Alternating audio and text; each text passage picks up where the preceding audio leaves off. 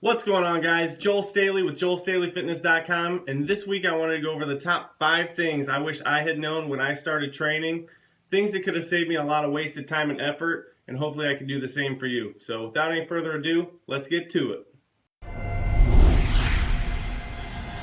Preview.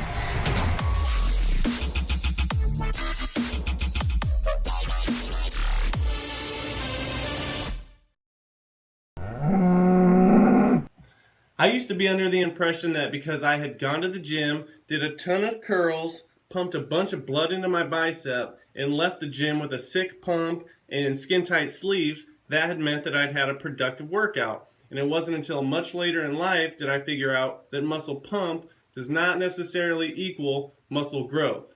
In fact, the most effective way of building muscle is lifting heavier and heavier loads as your workouts progress. This is called progressive overload, and it is essential if your goal is building muscle.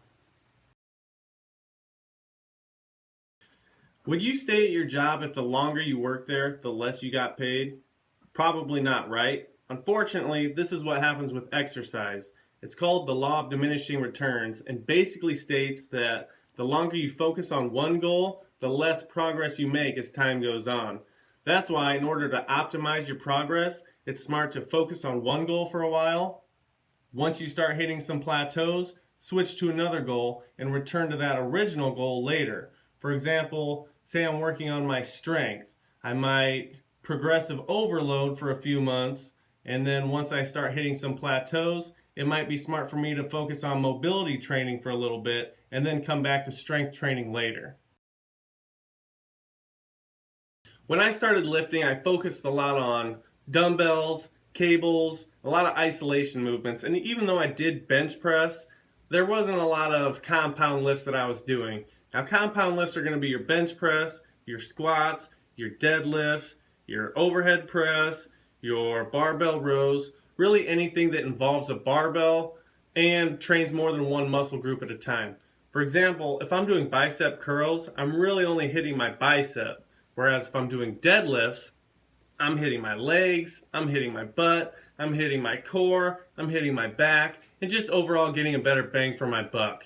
Not to mention, you can load more weight onto a barbell than you can a dumbbell or cable, which in turn lets you build more muscle and burn more calories.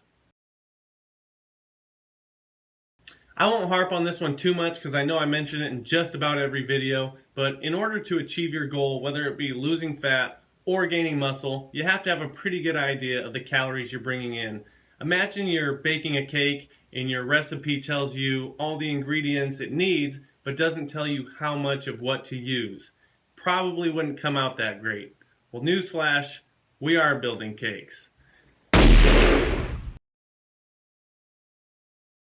It's very common for people to think that the more times they go to the gym each week, the quicker they're going to reach their results. I know because I used to be one of them, going 6 or 7 times a week.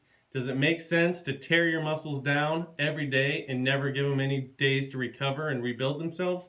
Of course not. And it wasn't until I started implementing rest days that I started seeing the progress I wanted to be making. Guys, I hope you found this video informative. If you did, please take the time to hit the like button. If you're watching this on YouTube, hit that subscribe. We'll see you guys next week. Thanks for watching. Peace.